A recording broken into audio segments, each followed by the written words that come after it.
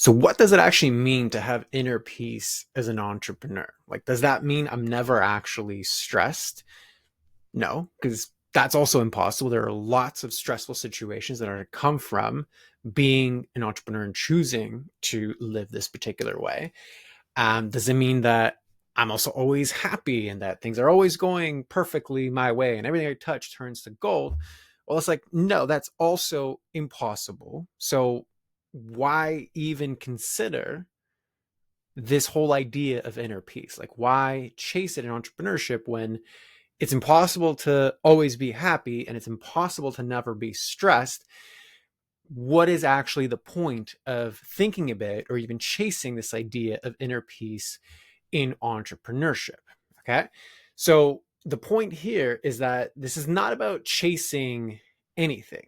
Like, if your brain is going to this idea of, like, I gotta, okay, chase something, I gotta do something to have this inner peace, then it's kind of like we've already lost before we've started.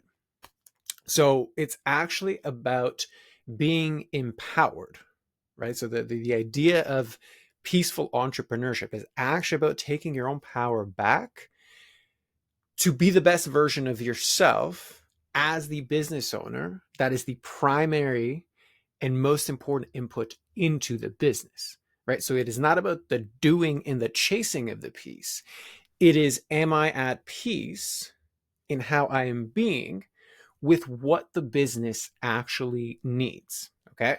So this means being at peace with the situations you're going to have to deal with, which is going to include stressful situations and is going to include happy situations.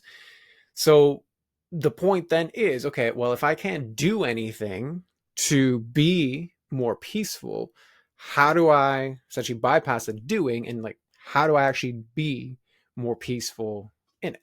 Okay.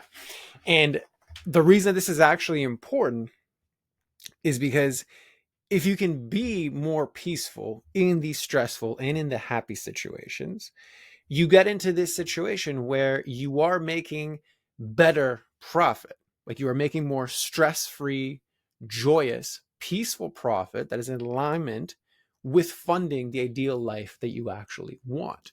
Okay, so peace in the context of entrepreneurship is why you even want to consider this whole premise. Okay, so how do we actually get there? So let's actually break this down into its individual parts. So first thing is the definition. So for me, my working definition of peace is basically the undistorted decision to accept reality as it is. Taking this a step further, entrepreneurial peace is the undistorted decision to accept the reality of business ownership. Okay. So how does this actually help me to make more stress-free profits that funds my ideal life? Because that is the ultimate payoff of wanting peace in entrepreneurship. Okay. So if we are looking at stress-free profit, well, that requires as much stress-free and clear decision making. And that decision making needs to be aligned with the ideal life that you want.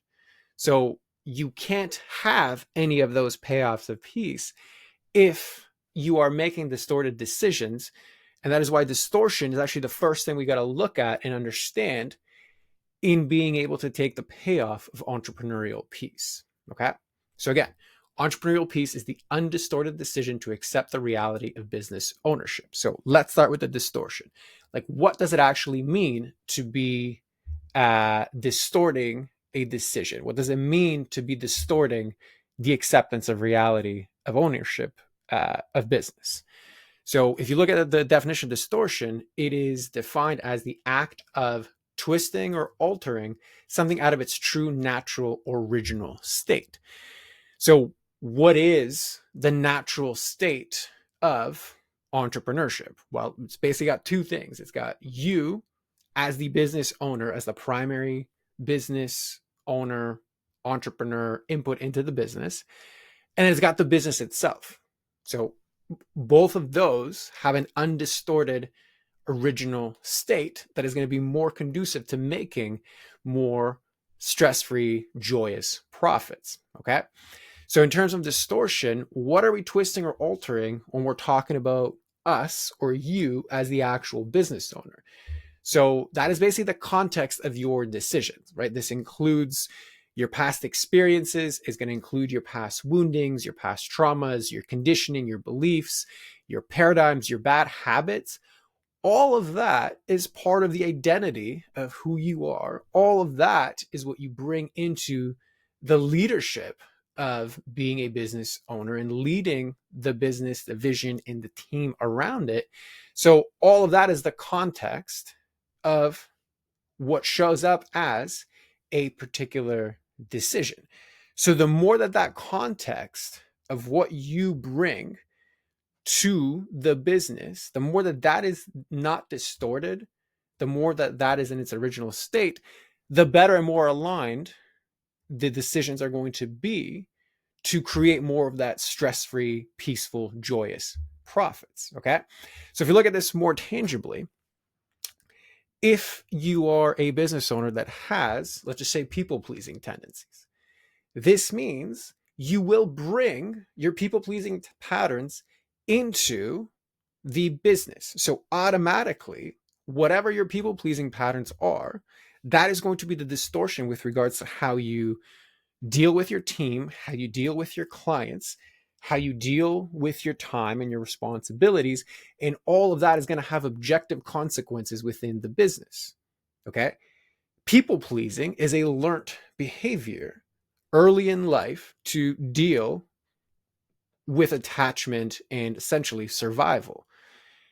If that is unaddressed and brought into your life as a business owner, then that is one of the lenses that's going to distort your ability to effectively lead your team, to effectively set boundaries, to effectively, deal with very demanding clients. And ultimately, that's going to affect how much compensation you have to do for all of those. And the stress that you get from all of that is going to determine how much mental capacity you have to work on the bigger vision, the bigger decisions, the scaling, the growing, etc. All of that are very real factors in determining whether or not you are able to create more stress-free profit that fund your ideal life, right? Because that ultimately is why you got into business and what it is that you want, okay? So the less distortion you operate with, the more peace you are going to have, okay? So now if we're going back to our definition of entrepreneurial peace, right? It is the undistorted decision to accept the reality of business ownership.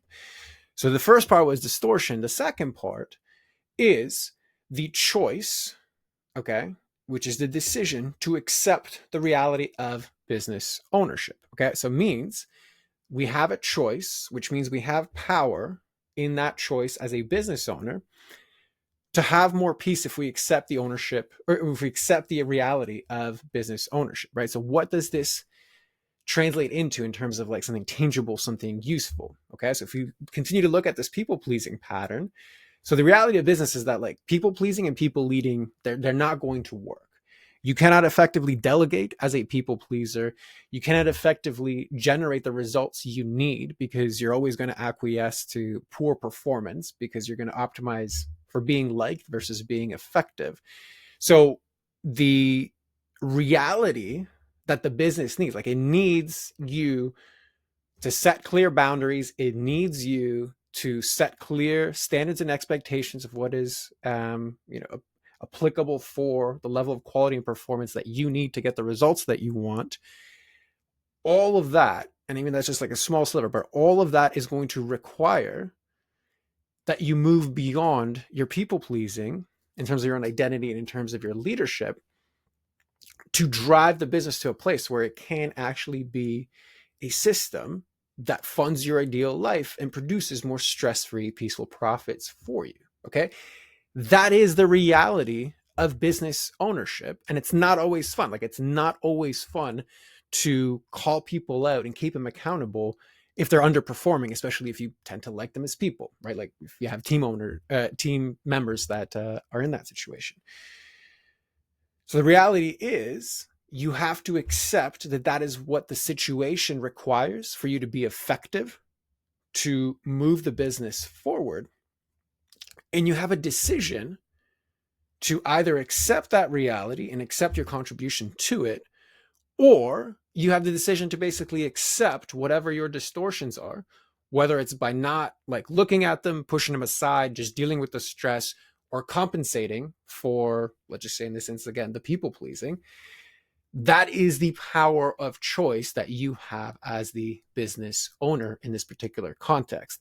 So fundamentally, all this comes down to, like, if you want more of like peace, it doesn't mean I have no stress. It means I am not adding the drama of my past into what the situation effectively calls for to create additional problems that don't need to be there, because I'm not choosing to accept what the situation calls for and not choosing to accept the 50% that I contribute to it as the business owner. Okay. So that fundamentally is entrepreneurial peace, right? The undistorted acceptance of the reality of business ownership. Okay.